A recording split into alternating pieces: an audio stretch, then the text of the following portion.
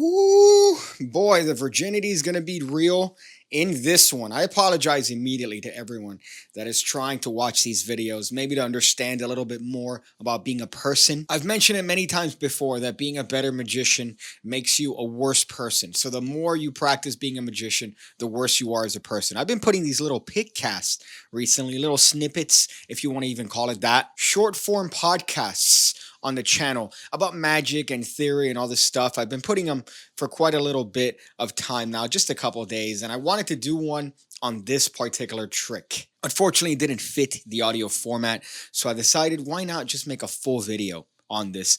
And the trick in question is isolated by Sky Member, more specifically the demo video. The trick in question starts in the 1950s. David Berglas created the holy grail of card magic known as the Berglas effect. Sky Member is proud to have a fucking ad come up for Murphy's Magic in the middle of my read here. Thank you for that, Murphy's. Sky Member Presents is proud to introduce to you Isolated, the very first installment of our Pro Series, the ultimate ACAAN created by Mr. Juan.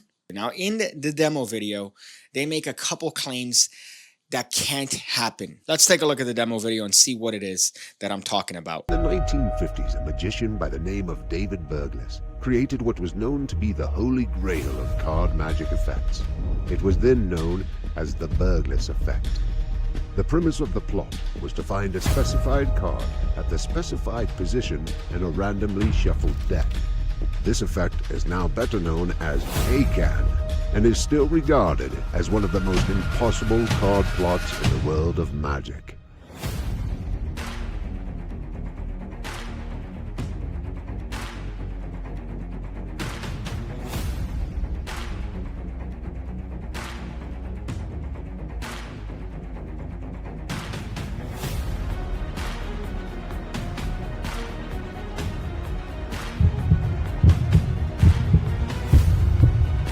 Now prepare yourself, my friends, because this is where it gets virginy. The Monte Cristo deck is a trick deck of cards invented by a magician named Henry Hardin. Now, Henry Hardin came up with this deck as a forcing deck. It's not necessarily the standard one-way forcing deck, but it does have certain properties in the deck that allows you to spread the cards on a table, show what looks like to be a normal, ordinary deck of cards, and yet still be able to display a card that the spectator picks as the force card. Chris Kenworthy then came up with a Mastermind deck, which is a reworking of the Monte Cristo deck, which is a reworking on the standard one-way force deck. And it's just a variation, but it's pretty much the exact same thing. Now, I'm not in any liberty to explain what it is that's going on behind the scenes for the deck, but suffice to say that the method rhymes with NIS printed mourners. Ooh, it seems like I have a 7 of hearts in my hands, my friends. Is it the 7 of hearts, or is it really the 7 of spades? You don't know. You don't know because of the workings of the deck. But hopefully that gave you enough insight to figure out what the workings of the actual trick is. Now, Sky Member presents Isolation by Mr. Zwan. You can't fucking do it. You can't fucking do it as presented in the demo video. If you see the very well shot video of them putting the cards in the thing and the spectator turning the cards over, I'm sorry, but I don't have the audience management skills of a god where I could have the spectator turning over the card. If you notice, it's not the magician picking the card in the video, it's the spectator. And they're picking a card in a way that would only be possible if they're privy to the method. No spectator in their right mind would ever hold the card in this way to reveal the actual card themselves or to see what card they've picked. And then at the end, my favorite part is that they have the balls to have a little bit of text saying the spectator themselves could reveal the card. Now, in perusing the Magic Cafe, you see a lot of people and their different opinions on this. One of those people is Mark Traversoni, who I believe runs Saturn Magic out of the UK. But Mark Traversoni goes over how the spectator is actually allowed to turn over the card, and it involves a pair of tweezers and gluing some hands on the tweezers so that the spectator could then clamp the card and turn it over and show it to be the 7 of spades while hiding the gimmick portion of the card, which is, by the way, a misprinted corner. All right, I'm sorry. Okay, I don't care. I'm not here to pretend here. This is what it is. There's no way that the spectator would turn over a card like this, like they would in the demo video. You liars. What is this?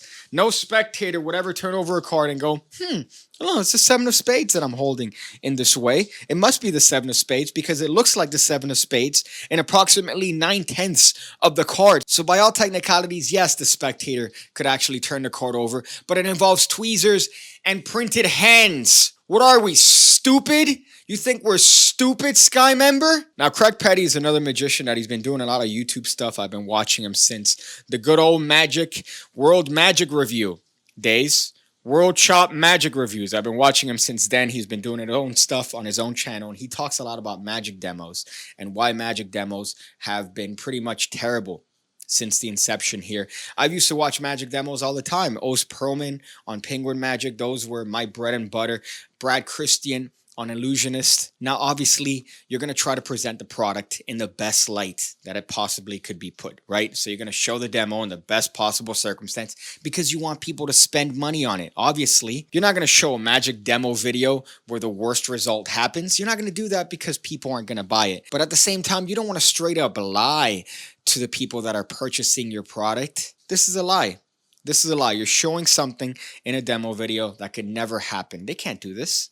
They can't do that. There's no way that they could do that to show themselves the card. And there's no way that you're going to go through a process of getting tweezers with printed hands. Come on. So if you're a magic company coming out with a product, please try your best to be truthful. Please try your best. We understand that you're making money. We understand that you're trying to make money. We want to give you money to purchase the thing.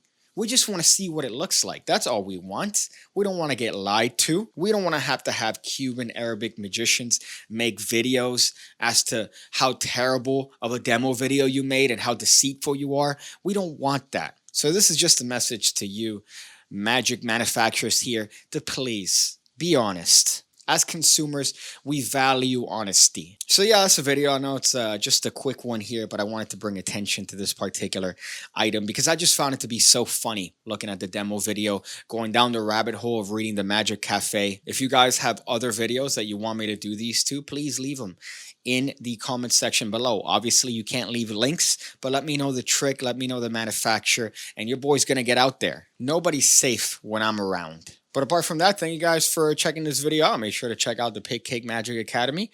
$5 a month. Very good deal. You should check it out. Link is in the description below. It's how I could keep making these videos. It's how I could keep a roof over my head. So make sure to check it out if you want to, I don't know, help a dog out.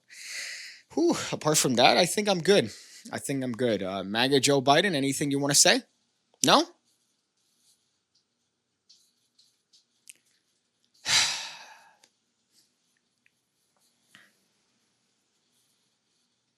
I think that's it. Yeah, I don't really have anything else to say at the end of this video, the tail end of this video. Usually I have little things to say about things going on. I don't really have much going on. Played Doom Eternal DLC Part 2. I don't usually play video games. I hate video games because I feel like they're a waste of time. But what I'll find myself doing is that maybe once a year, I'll play a game for 3 days straight, and then that's it. That's all I do. So I'll just play the game for 3 days straight, and I won't play games for the rest of the year. And that was this time with Doom Eternal DLC Part 2, which I beat in like 3 hours, right? I beat that in 3 hours.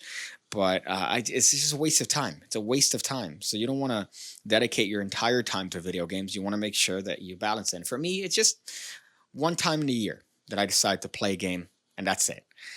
I think you should do the same.